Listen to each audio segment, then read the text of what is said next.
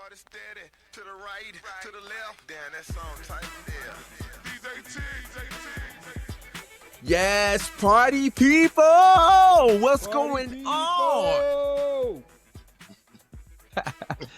Hello, guys. Listen, welcome to the Party Peepal Network. You could have been anywhere in the world, but we are so glad that you made it here for another episode and another ride on the mothership known as Party Peepal. I am Marq Dean, a.k.a.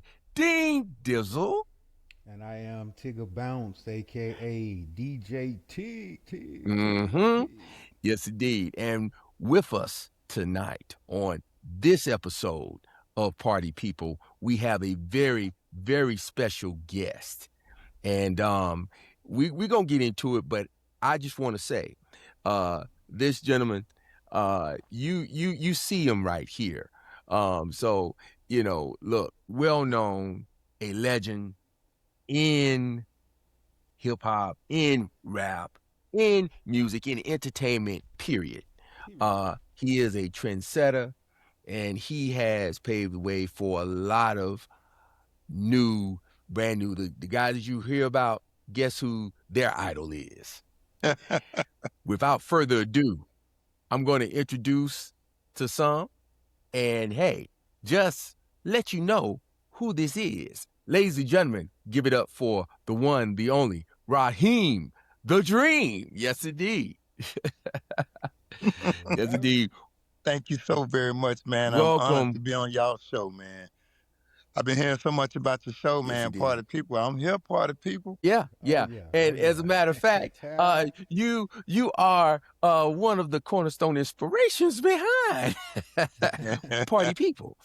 So we want to again. Party People. Yes, indeed. Yeah. Yes, he is. And we want to thank you for joining us tonight, Raheem. Let's go back. We're going to go back to the beginnings, the origins. What was the spark? What lit the spark for Raheem, and where did it begin? Oh, man. This year makes my 40th year in music. It's my celebrating 40 years. I came out in 1986. Celebrating the big 4-0. Yeah. And it started back at Thera High School. Thank you so much. Thera High School is where I started out with the in the lunchroom and the cafeterias where they beating on the table, I'm coming up with the rap freestyle. And if you got in B lunch, that's the lunch I was in, you got a free concert. So, we was doing our thing at Thera High School, pep rallies, the talent shows, and dig this. After the talent shows, Raheem The Dream was throwing the official after parties, okay? So, when Puff Daddy was doing their concerts, I would rent clubhouses for about $100 and make me about $1,200 that night, okay? And I'm in 11th grade, know. Wait, hold on. Raheem, you need to repeat that again. And then I'm going to salute again, but repeat just what you said right there. All right. I'm in 11th grade. I'm throwing the after parties for the Thera High Talent Show, the pep rallies, and any major football games. I go down the street and rent me a clubhouse for $100 and make me $1,200 on the dope. Okay? And I had DJ Toon, DJing the world famous now DJ Toon. Yeah.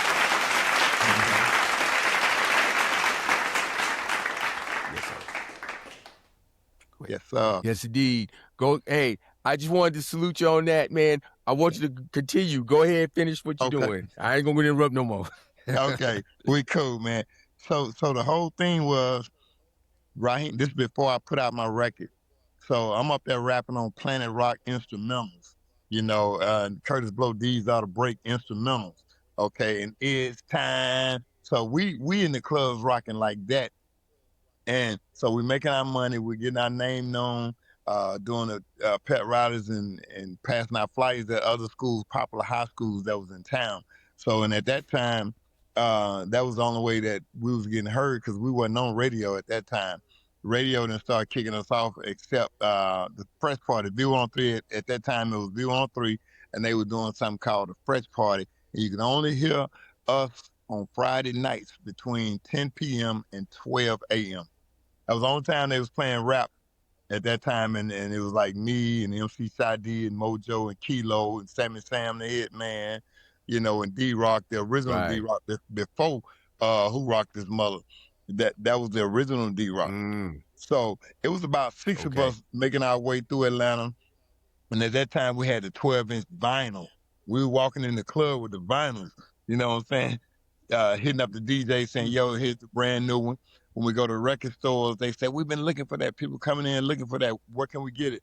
We was independent at that time, so we didn't know nothing about all those distributors, how you can get it, your boxes, shipment in and out of town to these stores. Because at that time, they had the brick and mortar stores. We had about 50 record stores in Atlanta. Anything you hear on the radio, you can go to the store the next day and let me get that 12 and let me get that Raheem The Dream. So when we start going in the store, they say people are asking for you. And they would give us a phone number to some of these distributions around Atlanta, like Georgia Press and Plant, Nova Distribution, Justin Distribution. So they say, call these people because these are the ones that sell to all these chains, all these Third Worlds and Peppermints and Camelots. And, so we kind of was learning as we was going, how to get our record in the stores and how much they cost wholesale and how much you sell it to the stores, because the stores got to sell it for $3.99 to the public. So we was learning all this as we went along, man. So and I dropped the first 2 big 12 inches out first. 86 was Raheem The Dream, and 87 was Eliminator. So Raheem The Dream, I wanted to come out with a self-promotion, self-title. So if you singing the song, it's like, who made that record? The guy named you singing made that record. So the girls like Raheem The Dream, boom, and I had DJ Toon scratching, that's so damn tough. So we put all that in that one record. So when you come in the club, you singing my name. So it's like, who made that record? The guy name you singing. So I just wanted some kind of speedy promotion because we didn't have videos. So we had to beat the concrete, hit all the clubs, hit the skating rinks. That's why we're so popular at Jelly Bean skating rinks, Golden Glide, all these spots, because that was our radio station. We didn't have the internet then. We didn't have Facebook, all these social media. So we had to actually go to the spots. We went to the people. And at that time, all the people came out. They wasn't in the house like they are now on the computer and send me this, send me that song, send me this, send me that. You want to hit a record? You came to the physical club. You got the physical. You had to be out. You had to be out. You had to be out. That's why all these clubs was packed. All these record stores was packed. We go in the record store, they say, we ordered 20 of yours the other day. We only have one left. Can y'all get it to us? The distributors only was getting it to them twice a week. They would get it like on Tuesdays and Fridays. They say, what we do if we sold out of your stuff? Bro, my phone number down, here you go, give us a call. So that's why we started hitting up the stores and the distributors. So we would sell to the distributors, but if they can't get to the store fast enough, you give us a call. We'll be at your store in 30 minutes with a box load. Wow. Well, again, I just want to.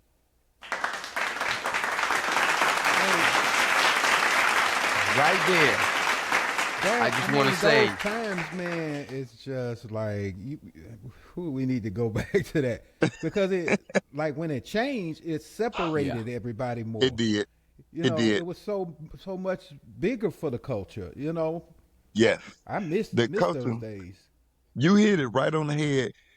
Me and Sadi and some other artists, we talk about that, the John, all us. We said it was nice to actually go in a store.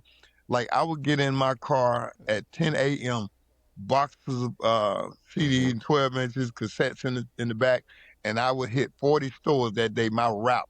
So they like, I'm glad you got to me, because when the kids out of school, people out of work today, they come and they asking for it. Some of them have a list of names and phone numbers on it. As soon as you get that Raheem, call me. So I was doing it like that. So I would box up that morning, and I would go hit all the mom and pops first, because the chains couldn't buy from me Turtles and Camelots, Peppermints. They had to buy from the distributor. So I said, I'm going to take out the mom and pops. I'm going to go hit 40 of them stores. I've been and made me 1,200 right quick in an hour. Okay, how many kids at that time Yeah. would make $1,200 an hour on their own music? So I would go to the distributor and sell them How like many? 2,500. You know what I'm saying? And then I would go to the stores myself Mm, and sell those. And then I would hit the clubs, mm. skating rinks. So when the club is over, you got like 500 people outside. Guess what we got? We got big speakers on our trunks, on them Regals. So we Yeah. bumping it, and we holding the cassette up like this. We got them. $5, $5. You can get it from the store for $8.99, and you can Yeah. get them right here for $5. Cause guess what? It cost me Right. 60 cents, and I'm selling them for $5. So I'm making $4.40 on all my products. Mm, So look at the profit. I'm man. 4 times in Man. that thing, 4 and 5 times in that thing. So you So do the math, you 5 even put, times. yes. Yeah. So Yeah, so we Man, was on that's it like business. that. Well, That's the real business, man. Yeah, exactly. And guess what? I awesome. stepped the game up so much. I'm gonna go back, but I'm gonna fast forward right quick for the listeners, the viewers. Okay. Check this out. 40 years later, Raheem The Dream Mm-hmm. bring the cassette back out, right? Say, that was what they was selling back in the days. I said, yeah, they was selling it right, but they wasn't doing it like this. USB cassette, Hmm. Mm-hmm. Okay. up close, Okay. 40 Look, songs. guys, I don't know if y'all know, party people, to the viewers out there, to the followers, first of all, we definitely appreciate you watching, hitting that like button, but you're getting educated right now That's on I'm in school right the now. hustle, I'm in school. I'm gonna shut up. you know. And I just wanted to make that disclaimer, and I'm gonna shut up. And Raheem, finish doing what you're doing, brother. Finish doing what you're doing.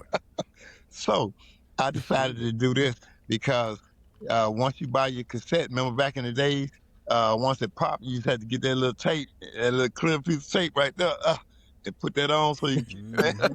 Right. so I had to figure out a way. Yeah. You remember that, right? Yes, And you sir. dig this. Yes, sir. This That was right here Man. protects you from a lot of kids that may be in your house playing around.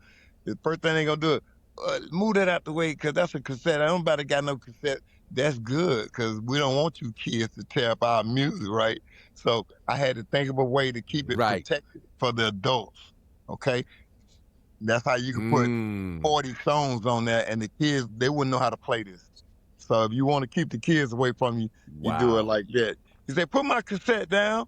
Put it back where you found that. What you doing playing with Yeah. that? Nobody got no cassettes no more to play. Yeah. It was my little brother that always Yes. tore up mine. My Man. cassette Yeah. tape. Yeah. Yeah. I would And have once they cousins pop, come by, yeah. and cause I used to make like little homemade tapes, with all the stuff on it, and the original stuff, and they come, hey man, I'm gonna borrow it. I'll bring it right back, and man, the tape be just Yeah. like, Yeah. to be damned, if you will. Yeah. Tape jacked So, up. yeah, but Raheem, that is awesome, and brother, that's just again, we salute you because that goes to the whole big picture. See, in this thing we've always talked about on Party People that in entertainment, what you see is the end result. That's Yes. what normally the average person see. That's all they see. But how you start, Yes. how you begin the process, that gets lost in translation, especially nowadays where, Yep. like they say, it used to be 15 minutes of fame. It's Yep. now with the advent of TikTok and social media, now it's more like 8 seconds, So you see So it moves Yeah. so fast, but that is tried and true, That's guys, right. on how to promote, how to market, guerrilla type marketing. Yes. And, That's right. and speaking of that, Raheem, with all of that within your journey, you did something that, I'm going to tell you where we can meet the road, where we dissect in terms of your journey. I remember being a student, college student at Alabama State University in Montgomery, Alabama. Yes. And I remember a show that you headlined at the world famous Rose. Oh, the Rose. Yeah. Oh my God. The Rose. Yeah. Yeah. Wait, now, I remember. It wasn't Top Flight yet? Yeah, and then it changed to Top Flight. It was the Rose first. Now it was Top Flight first. Then it ended up being the Rose for the rest. Mm-hmm. Yes. I think it was Top Flight. It was right there when they were making that transition. But yeah, because man, when I say yes, shout out to yes, sir. And man, I remember the chaos with the traffic coming down, and the line was wrapped around twice. Oh yeah. And we was able to get in there and see why it was wrapped around like that. Because you had the song that one of your hits, The Most Beautiful. Oh yeah. And all the beautiful ones was out that night. But when I say it was in terms of marketing, just what you said, even afterwards, man, you were like, hey, guys, I got a new single, and you had the speakers blasting, and you said, hey, for those that want to get it right now, it's going to be out, but I have it exclusively here, and if you want it, come right now. We selling out the trunk. Yeah. And to me, I was like, wow. You know, I mean, and seeing all of that in real time, guys, and to know that there is a method to the madness, and from there, like you were saying, just starting from what you was doing in high school, but then taking it and saying, okay, well, yeah, this plays a big part in me spreading the virus. And that is still some of the tried and true formats that's needed right now. And with what you're doing right now with the cassette, MP3, you know, and so event. Like, I like the fact sometimes I could just download stuff or listen to stuff real quick, but it just ain't nothing like getting that copy. Yeah. Looking at the credits and feeling like a part of it. You know, opening, reading the graphics. Yeah, man. Yeah, we used to buy them. I got myself some. Yeah, we used to get them and open it and see who they thinking and, you know, who produced it, all the little credits and stuff like that, and how to book them for a show, all the social media. So you had a physical copy on you, so it helps promoting the next event that you have. And like, for example, when I used to come down to Montgomery, I know I would be doing a concert at the club that sold out. So I already got that money in the bag. Then I got a box that come with 400 CDs or cassettes in them. I'm going to bring that because the whole club going to want their own version before it come out. So we got somebody downstairs selling those. And then to make it fair, the hottest record store in town, the mom and pop store across the street from there, African Head Shop. Yep. I used to go over there and see my girl. Oh, yeah, you know so. I sit the box on the counter for her to pick out of. She slide the whole box to the side and say, how much I owe you? I say, whoa. I say, you know there's 400 in there. She said, I know how much I owe you. Wow. So that's how we doing it. She buying the whole box. Ain't no picking some out. So she get the whole box and give me like $3,500 and I'm good. And then I go hit the club, pick up that money, I'm good. Then I go back to Atlanta. I'm like, you know what? I love Montgomery. You know, and they did all my albums like that to this very day. I still go down and sell out Montgomery to this very day in 2026. Wow.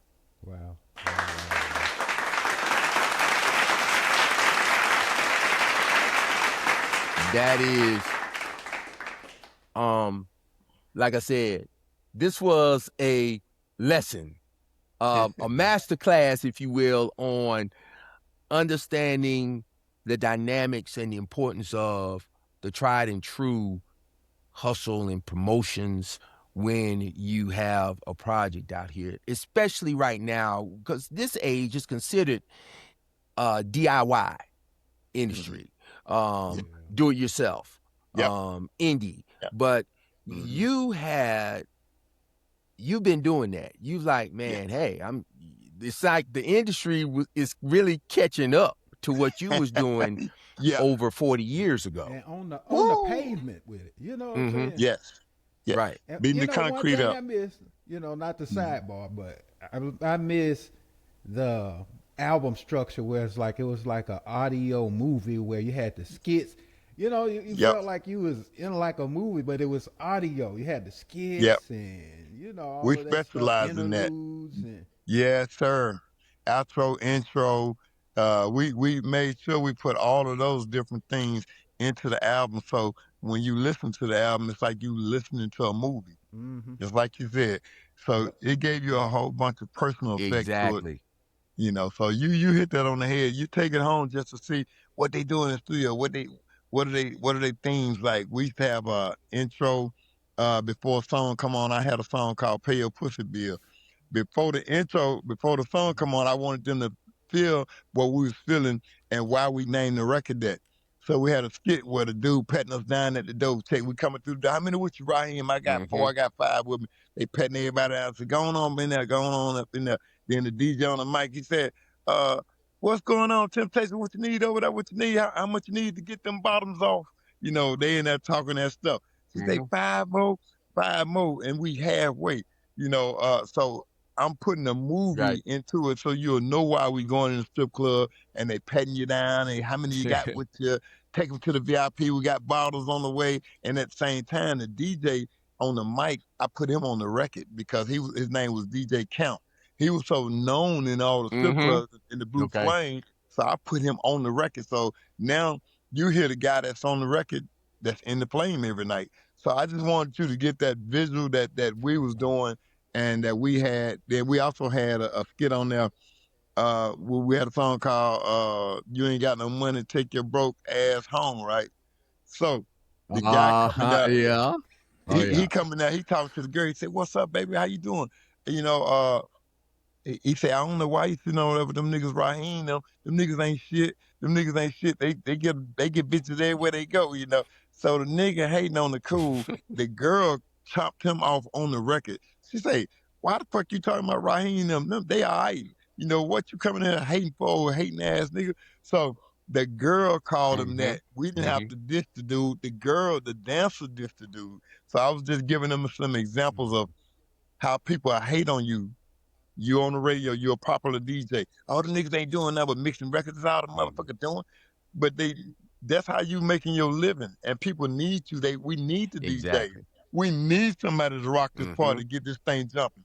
So we was just giving you good examples on the records, little skits. And that's what they missing, like you said. That's what they miss. Some personality on there. Man, I want to bring it back. Some kind of way bring it back, with this the studio, formats and stuff. I want to attempt to bring that back, where it's close knit like that. Well, that's the whole, That's why we're here. Yep. Hey, that's why we are here, and that's why you're seeing this right now. Absolutely. And look, guess what? I'm gonna help you out. Just what you said about popular request, popular demand is coming out tomorrow. You heard it first on y'all show on this platform. It's going to be on all streams, all platforms. It's called,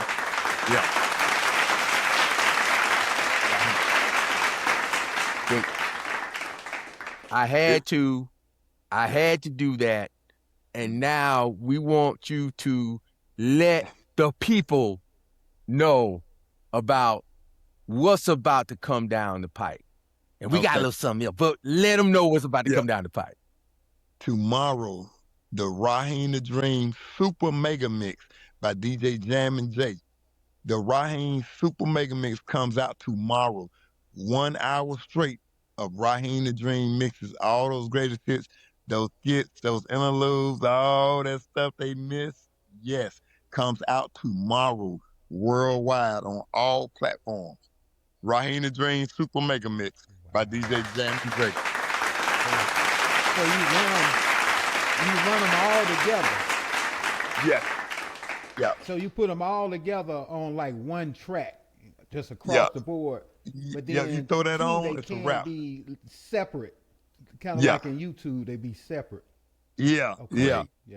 And it's got all the classics. You be like, how do you get a Raheem party going? And this DJ, he put it together, and man, I was like, oh my God, that's phenomenal. So everybody's gonna be ordering that.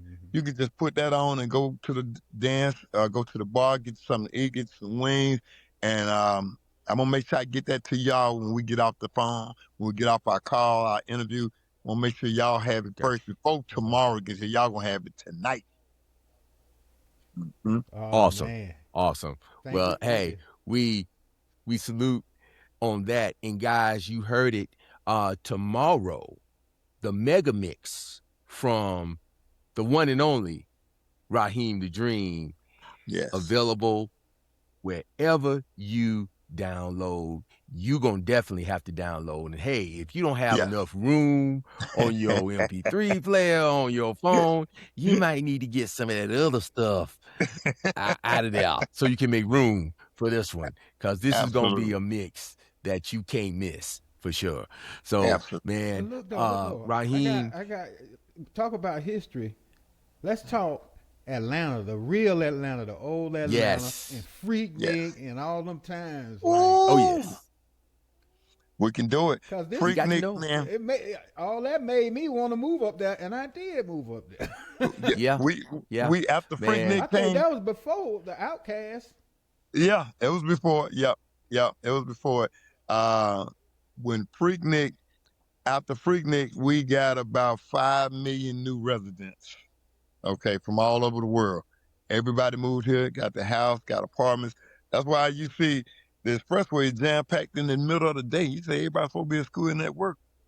Why 75 and 85 and 25 jam-packed? Because we got too many in the building. We got too many ATL. You know, they heard about the fun, and they came during Freaknik. Some of them came during Freaknik and stayed.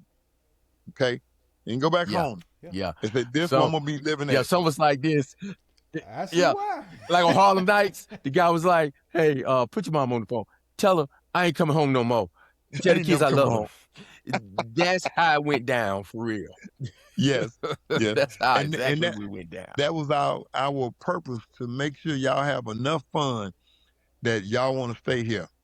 And during that time, that's when I ordered the most Raheem music during the Freaknik time. I would order them the middle of March, and Freaknik was at the intro of April. So I would take me about 2,500 cassettes and CDs and made me a quick $15,000 doing Freaknik, plus concerts and parties and shows. I know it. Mm-hmm. It was a mecca. If you was in the music, a lot of record labels start sending their artists to Atlanta during Freaknik. They put it on their calendar. We want to bring Ivy Shore during Freaknik. We want to bring Run DMC. Whatever act you had, you put Freaknik on the calendar and get your group in Atlanta. Two Live Crew, Luke, Poison Clan, all of us. Yeah. Wow. Yeah. And when I say guys, you know, I think for this younger generation, I don't think they would have handled it, because like I said, that was an experience. It just ain't nothing like that. It was nothing like it. Nothing. And you know, recently, shout out to the people, they did the Freaknik documentary. I think that was JD and those guys, and they talked about it. But even with that, it was so much else that you couldn't just put it in, because it was too big. It was too big. It was too big. It was too big. That was like the biggest picnic. That was like the biggest physical picnic. All of they stuff in the middle of the street, police walking by. Yeah, you couldn't get off no exits. You was trying to go to a club that night. The police had got hip. they knew the next 10 exits, everybody trying to get off. So the police will park their cars at the edge of each exit, and the traffic, that's why the traffic stayed on the expressway. You was wondering why everybody on the expressway. So they just started getting out their cars, playing their music, partying on the expressway, since you won't let them off the exits. That's it. Mm-hmm. That's it. That's it.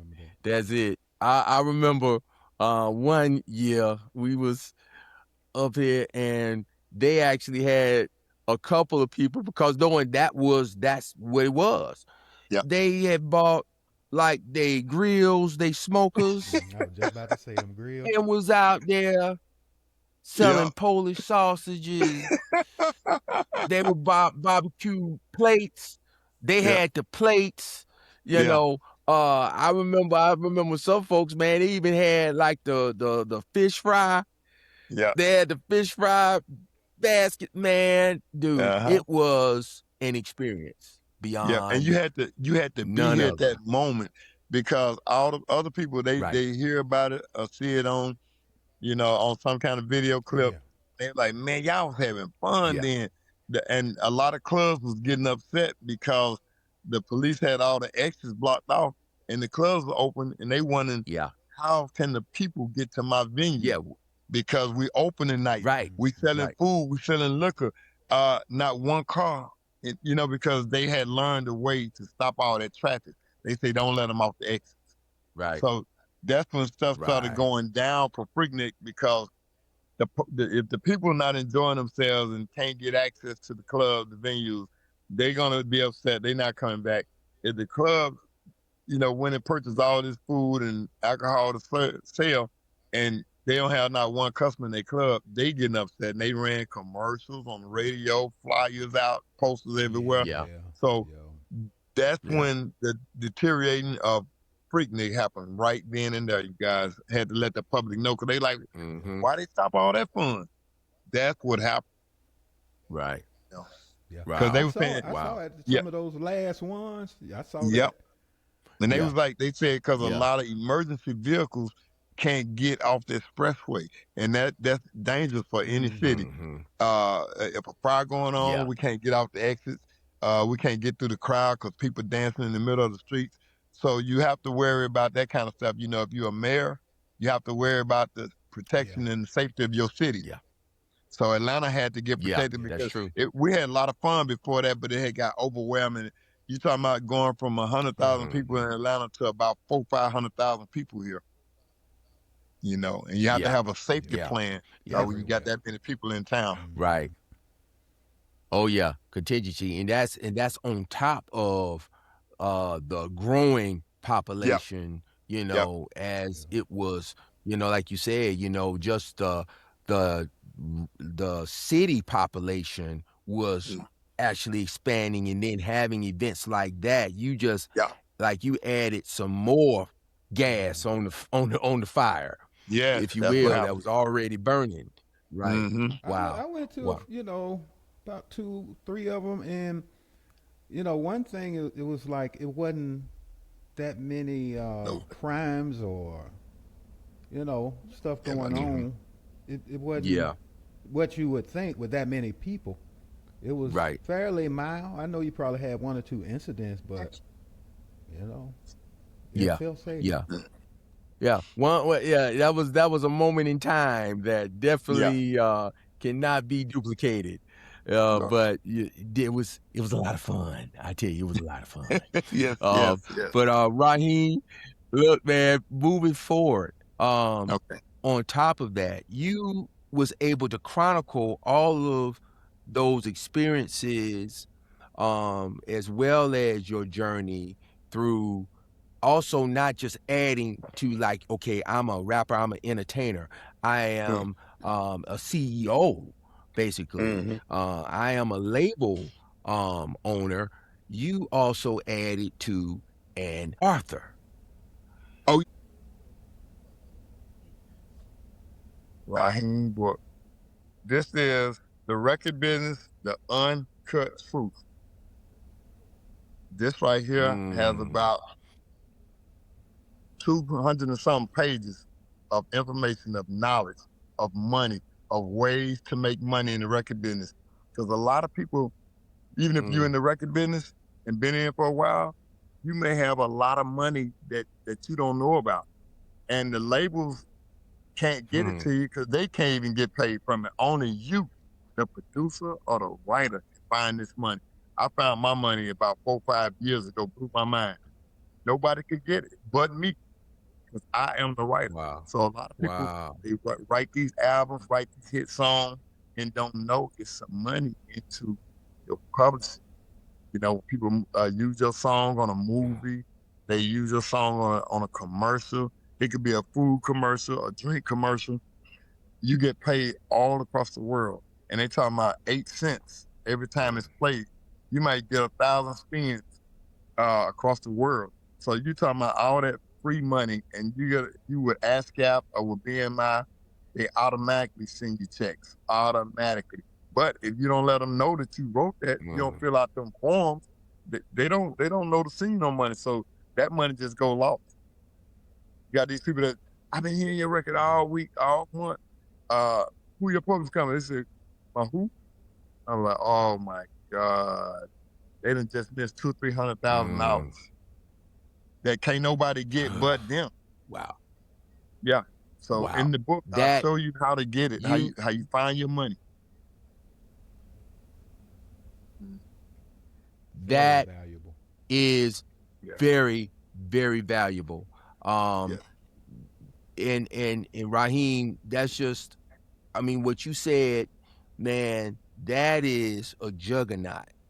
People have to know that there's a reason why business is a longer word than show or music. You got to handle your business. And a lot of people don't know, when you think of the publishing aspect of it, the publishing is your annuity. And you just made, and you broke it down for a lot of people, especially because we have a lot of viewers and followers that are aspiring artists. And a lot of times that gets lost in this translation. Everybody hey man, I want to see if I can get these many, views and looks. Well, look, even after you have passed on, your children's children can still get benefits if you handle your business properly. That's what it's I talk about in legacy. And legacy. Raheem, listen, guys, again, look, I just want to salute you again, sir. Thank you, sir. I want to salute you again. With this book, let the people know, is it out? Is it a release date yet? Or what? Okay. Where can people find it? It comes out on the 13th. And the book is, I'm going to tell you where you can keep up with it too. You can go on our IG, the Record Business Uncut Truth. The Record Business Uncut Truth. Also, we have a site you can go on, my IG, Raheem Still Tight to Death 1. Raheem Still Tight to Death 1. Everything goes on sale February 13th and the 16th. We're going to be having a book signing party. So everybody going stay tuned on our site, and we'll put it on your site as well, where you can come and get your book signed, get it autographed, take pictures with us. We're going to have the whole industry out there. And my awesome. You're acting up, guys. And it's going to be on sale right now at Barnes & Noble. Okay.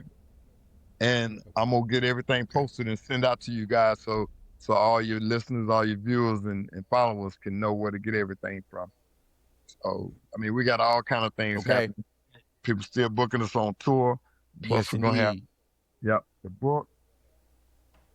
We're going to have the brand new Raheem Mega Mix, 1 album Mega Mix from DJ Jam and Jay. I mean, man, we got a lot of things working, a lot of things happening. Awesome. Well, guys, you heard it here. And a lot of it you heard here first on the Party Peepal Network. Guys, lot of information. Yeah, and hey, T, you said it low. I'm gonna say it high. Party people. I said it low. I said it low because you was talking. Yeah, I know. But you know what? Hey, the spirit overcame me. I had to.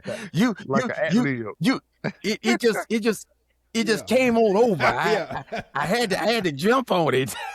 I couldn't resist. Yeah. But yeah, guys, like look, that. I'm gonna tell you just like that. Guys, you heard it right here from the legendary Raheem The Dream.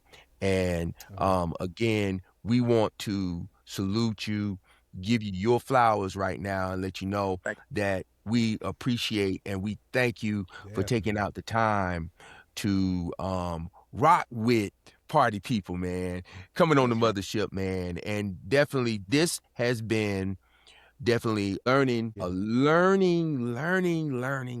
class. This has been a class for those aspiring artists out there. And we want to again thank you. And Raheem, I know, man, I know your schedule, man. You are a busy guy, but how can people stay in contact with Raheem The Dream? Okay, definitely on the IG, on the Raheem Still Tight to Death 1.